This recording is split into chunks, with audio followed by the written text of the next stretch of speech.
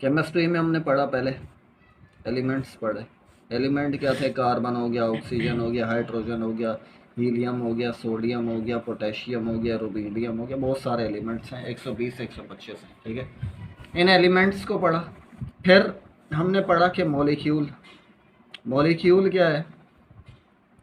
To और मोर atoms combined together, ठीक है। दो या दो से ज़्यादा एटम कंबाइन हो जाएं, सेम हो या डिफरेंट हो, तो उसको क्या कहते हैं? मॉलिक्यूल कहते हैं। जैसा कि कार्बन डाइऑक्साइड, एक कार्बन है दो ऑक्सीजन है। जैसा कि कार्बन मोनोऑक्साइड, एक कार्बन एक ऑक्सीजन है। जैसा कि H2SO4, जिसके अंदर क्या है? दो हाइड्रोजन एक सल्फर है, चार ऑक्सीजन है।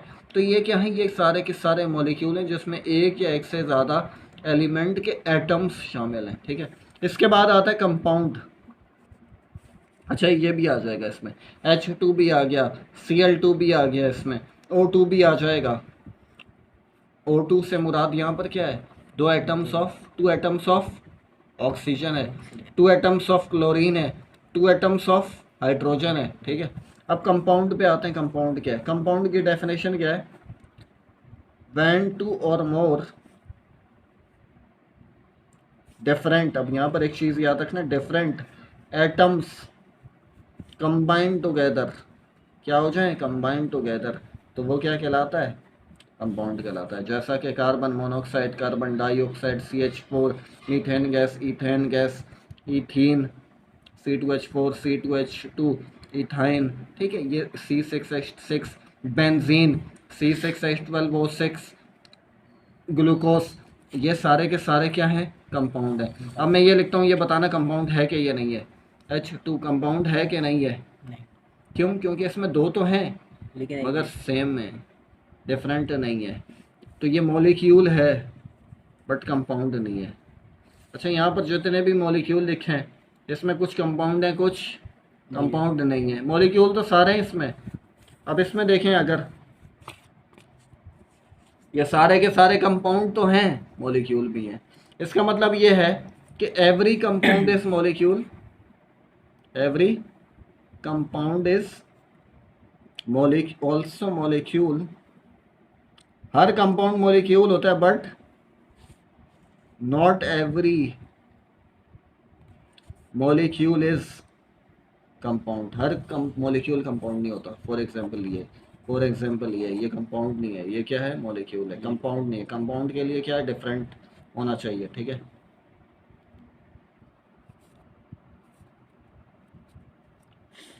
अब क्या आता है? Molecular mass. पहले आपको पता होना चाहिए क्या है? एटम। एटम है तो उसका मास क्या होगा? कोई एटम है तो उसका मास क्या होगा? एटॉमिक मास, ठीक है। जैसा कि फॉर एग्जांपल कार्बन है तो कार्बन का 12 AMU, सही है, ये इसका यूनिट है AMU, एटॉमिक मास यूनिट, ठीक है। तो ये क्या है? थोड़ा सा ऊपर करो, एटॉमिक मास इसका। एटम है तो एटॉमिक मास, मॉलिक्यूल होगा तो मॉलिक्यूलर मास। इसकी डेफिनेशन क्या है? द डेफिनेशन क्या है? The sum of all atomic masses of all atoms in a molecule is called molecular mass, ठीक है। मॉलिक्यूलर मास ये है कि द सम ऑफ, देखो अब मैं बताता हूँ आपको, ये मॉलिक्यूल है, ठीक है। द सम ऑफ का मतलब क्या? ऐड करना। क्या? ऑल एटॉमिक मासेस, तमाम एटॉमिक मासेस, किसके? तमाम एटम के। इसमें कितने एटम है? 3 है, कार्बन है और ऑक्सीजन है। पहले एलिमेंट देख लेते हैं। कार्बन के कितने, कार्बन का मास कितना है? एटॉमिक मास कितना है? 12। कार्बन की तादाद कितनी है यहाँ पर? एक है। ऑक्सीजन का एटॉमिक मास क्या है? 16। क्वांटिटी कितनी है ऑक्सीजन की? यहाँ कितने ऑक्सीजन है? 2 हैं। 12 वन सा 12, 16 टू सा 32। अब इन दोनों को क्या करना है? जमा करना है, सम करना है। The sum of all atomic masses, atomic mass निकाले, ऑफ ऑल एटम, जो जितने भी एटम है किसके अंदर? इन अ मॉलिक्यूल के अंदर, तो उसको क्या कहेंगे? मॉलिक्यूलर मास कहेंगे। उसको ऐड कर देंगे। मतलब आप ये करो कि जो कोई आपके पास कंपाउंड, कोई भी मॉलिक्यूल है, कंपाउंड है, उसके अंदर जितने भी एटम्स हैं उनका एटॉमिक मास निकालो और उनको क्या कर दो? जमा कर दो। कार्बन का क्या है? 12। ऑक्सीजन का क्या है? 16। क्या हो जाएगा? 28 AMU, ठीक है।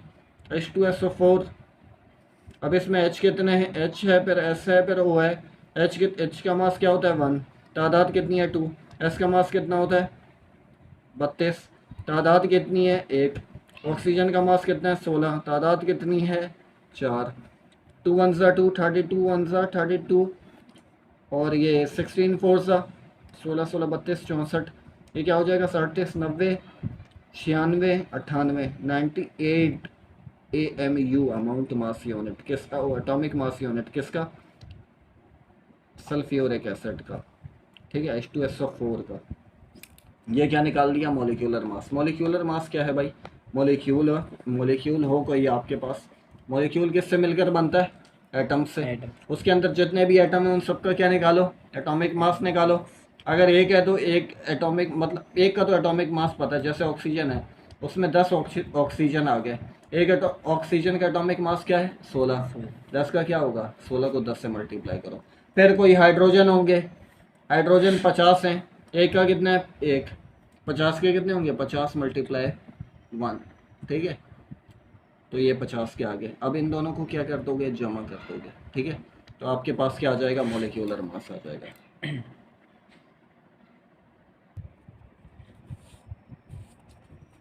अब नेक्स्ट टर्मिनोलॉजी है एक, वो क्या है मोलर मास। मोलर मास क्या है, इसकी डेफिनेशन है atomic masses of an atom, molecular masses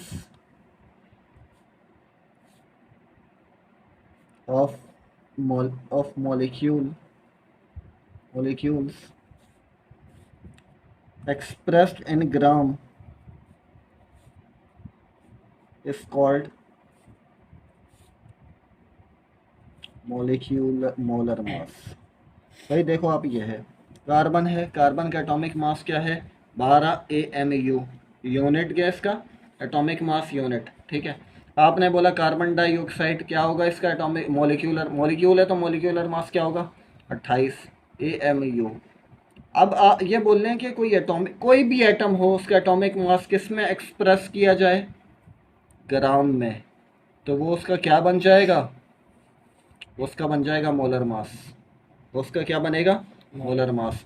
कोई भी मॉलिक्यूल है उसका मॉलिक्यूलर मास किस में एक्सप्रेस किया जाए, उसका यूनिट बदल कर ग्राम में कर दिया जाए तो वो क्या बनेगा, मोलर मास।